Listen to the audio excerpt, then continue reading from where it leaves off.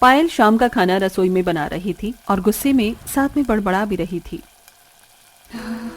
पता नहीं इन लोगों को क्या दिक्कत है, एक बात भी समझ में नहीं आती है, हमेशा बस अपनी ही मनमर्जी करनी होती है। अरे फिर हमारा इस घर में रहने का फायदा ही क्या है जब हमारी मर्जी का कुछ चलता ही नहीं है। एक तो इतनी ठंड है, फिर भी इन्हें समझ में नहीं आता। आखिर पायल इतनी ज्यादा गुस्से में क्यों थी, जानने के लिए जरा कहानी में आगे बढ़ते हैं। पायल खाना बनाकर सबको परोसती है। सभी टेबल पर बैठकर साथ में खाना खा रहे थे। चलो चलो, खाना तो खत्म होने वाला है, अब खाना खाते ही सब जल्दी से ऊपर पहुंच जाओ, सोने की तैयारी शुरू करो, आज वैसे ही पहले बहुत देर हो गई है। हाँ मम्मी चिंता मत करो, बस अभी खाना खाकर ऊपर बिस्तर लगा देंगे, मैं और भाभी दोनों मिलकर। ठीक है, पहले हम ऊपर चले जाते हैं, उसके बाद तुम दोनों बिस्तर लेकर ऊपर आ जाना। हाँ जरूर, यही काम रह गया है ना मुझे तो। सभी खाना खा लेते हैं और उसके बाद पायल और रिया दोनों मिलकर छत पर जाकर बिस्तर लगाने लगती हैं। दोनों बिस्तर बिछा ही रही थी, तभी वहां सामने वाली छत पर, जो उनकी दीवार से बिल्कुल दीवार सटी हुई थी, उनकी पड़ोसन बहू भी वहां पर बिस्तर बिछा रही थी। और पायल, घर का सारा काम खत्म हो गया? हाँ, सबने खाना पीना खा लिया है, अभी सबका बिस्तर लगा दूंगी, सब लेट जाएंगे, उसके बाद बस बर्तन धोने बचे हैं, जाकर वही धोऊंगी। एक तो इतनी ठंडी ठंडी हवा चल रही है और ठंड में रात को बर्तन धोना बड़ा मुसीबत होता है।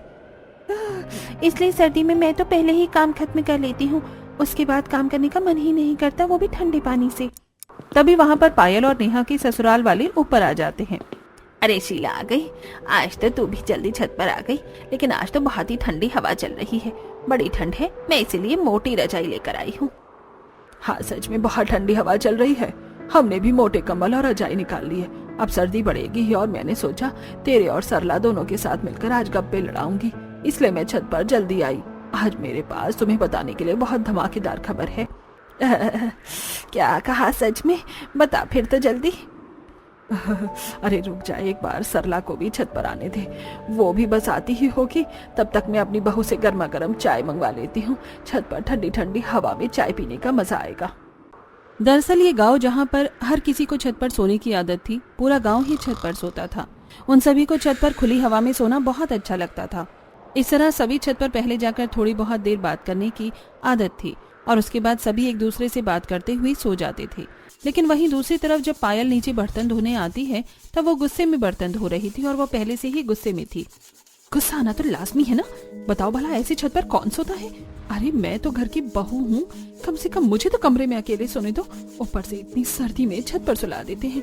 गर्मियों में तो मैंने कुछ नहीं कहा था, लेकिन कम से कम सर्दी में तो मुझे चैन से सोने दो। तो बहू को छत पर सोना पसंद नहीं था, जो कि जरा लाजमी भी है। वहीं दूसरी तरफ सरला की बहू, जिसकी अभी नई नई शादी हुई थी, वो भी छत पर बिस्तर लगाने जा रही थी, लेकिन उसने घूंघट किया हुआ था, जिसकी वजह से वो सीढ़ी पर गिर जाती है। ओए माँ, मर गई मैं तो, फूट गई, बड़ी जोर की लगी है, पैर भी मुड़ गया। उसकी आवाज सुनकर उसकी सास सरला और उसकी ननंद मोना दोनों वहां आती हैं। अरे भाभी क्या हो गया, आप ऐसे क्यों चिल्ला रही थी? मैं सीढ़ी पर गिर गई हूँ, बहुत जोर से चोट लगी है और मेरा पैर भी मुड़ गया है। मुझे नहीं लगता अब सोने में ऊपर जा पाऊंगी, आप सब ऊपर चले जाइए, मैं रहने देती हूँ। ला दिखा, मुझे जरा सी ही तो चोट लगी है तुझे, तू भी ना बहू बहुत ही ज्यादा नाजुक कली है। चल मैं और मोना तेरी मदद करते हैं ऊपर छत तक जाने में, चिंता मत कर, हम तुझे यहाँ नीचे अकेले नहीं छोड़ेंगे, हम सभी का बराबर ध्यान रखते हैं। रही बात बिस्तर लगाने की, तो वो भी आज मोना ही लगा देगी।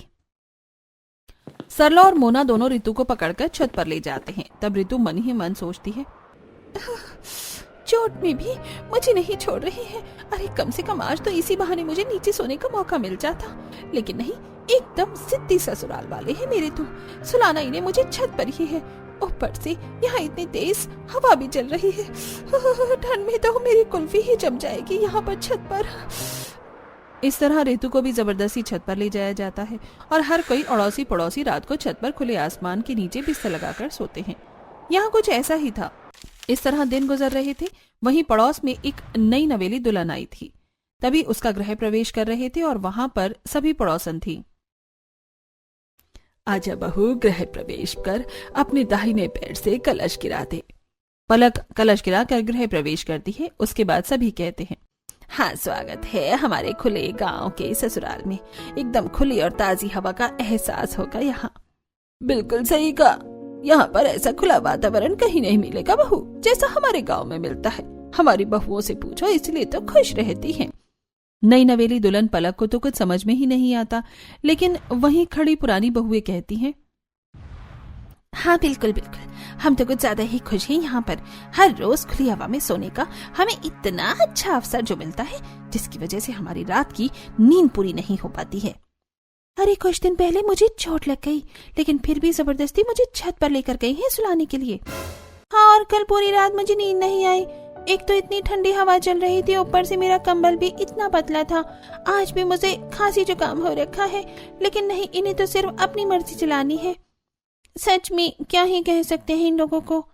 अब अगले दिन जब पलक रात को सभी को खाना बनाकर खिलाती है, खाना खाने के बाद वो जब अपने कमरे में जा रही थी, तब उसकी सास उसे रोकते हुए कहती है, अरे बेटा, कहाँ जा रही है? चल जल्दी से बिस्तर लेकर छत पर चल, वहीं पर हमारा बिस्तर लगेगा।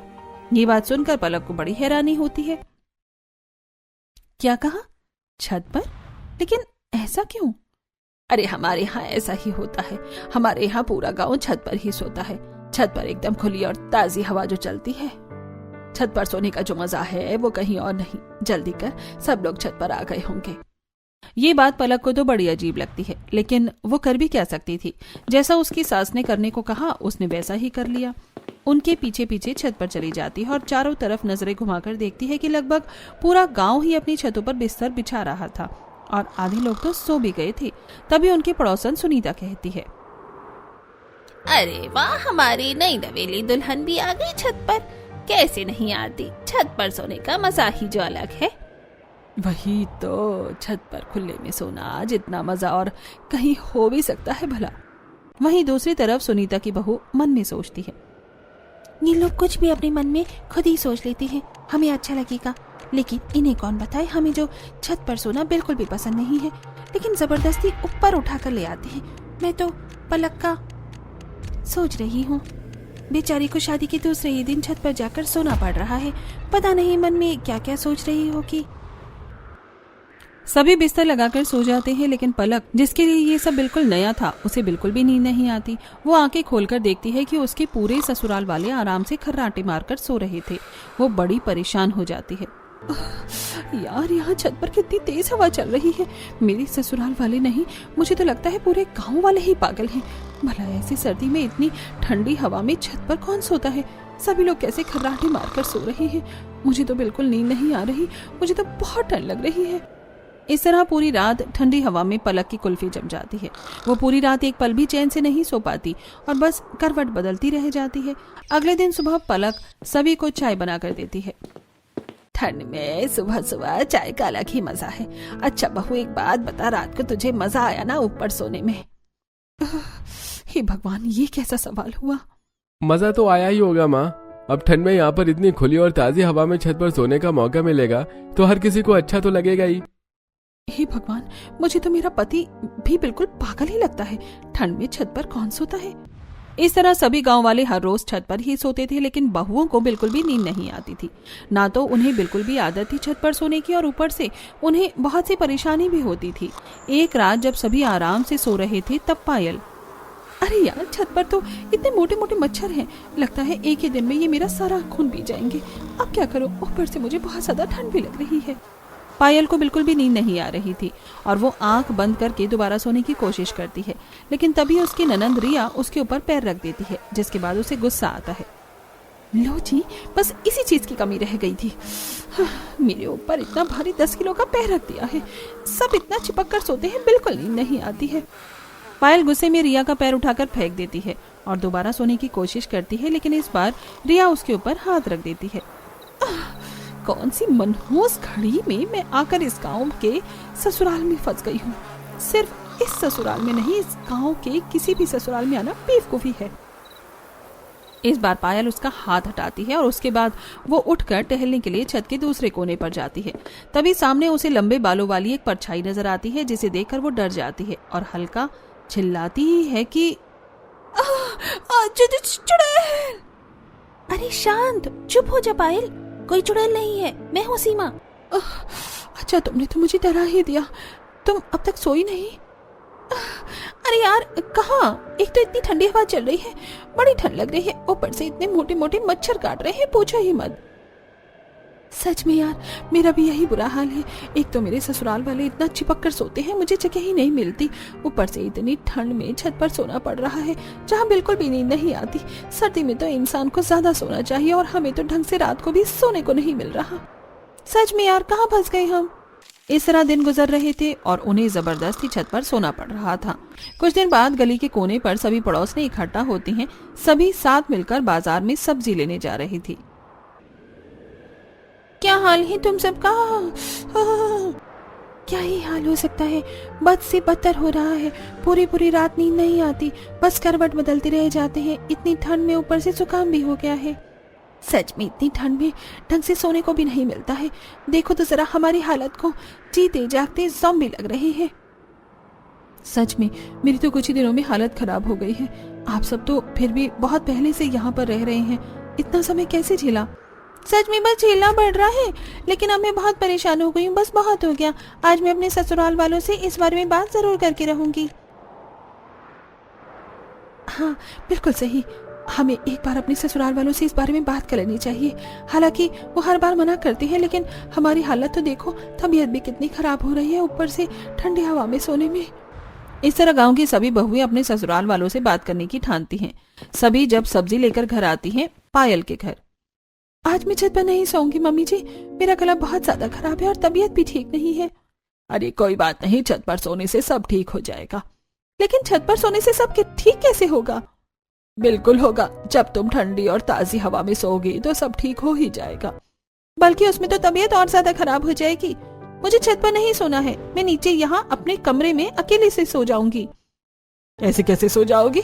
हमारे घर की परंपरा है, हर कोई ऊपर छत पर एक साथ ही सोता है। तुम ऐसे हमारी बात के खिलाफ नहीं जा सकती।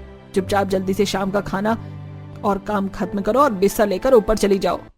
वहीं दूसरी तरफ नेहा के घर में, मुझे छत पर इसलिए नहीं सोना क्योंकि मुझे वहां नींद नहीं आती और अब सर्दी भी बढ़ गई है, बहुत ठंडी हवा चलती है। तो क्या हुआ, रजाई भी तो मोटी है और हम भी तो सोते हैं, हमें तो कोई ठंड नहीं लगती।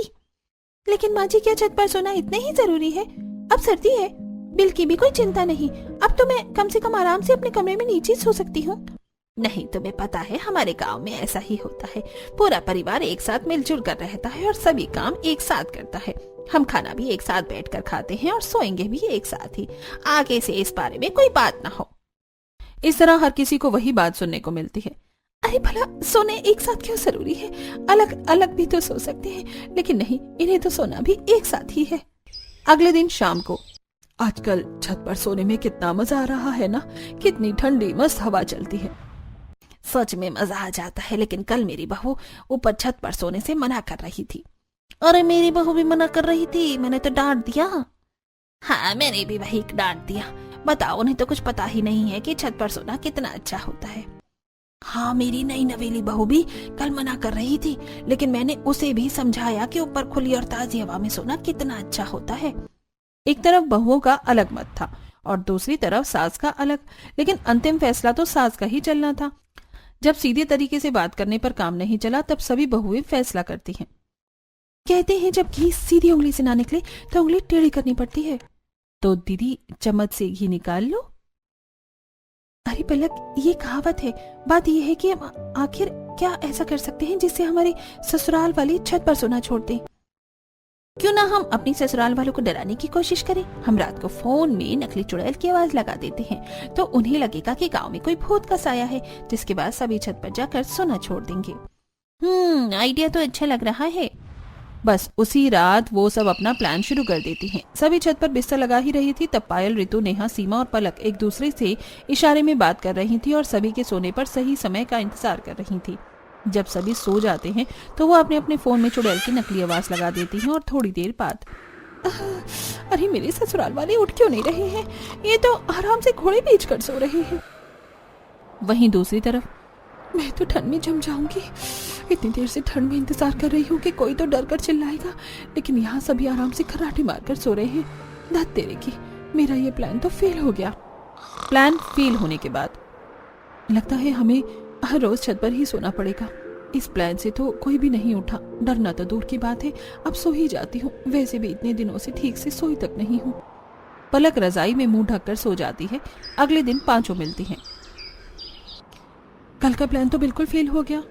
क्यों ना इस बार हम उन्हें किसी सांप या बिच्छू से डराएं। अरे अगर हम उन्हें इससे डराएंगे तो हमारा भी तो नुकसान होगा। हम खुद डर जाएंगे। भला सांप और बिच्छू कोई खेलने की चीज थोड़ी है। अरे तो असली कौन लेकर आएगा रा?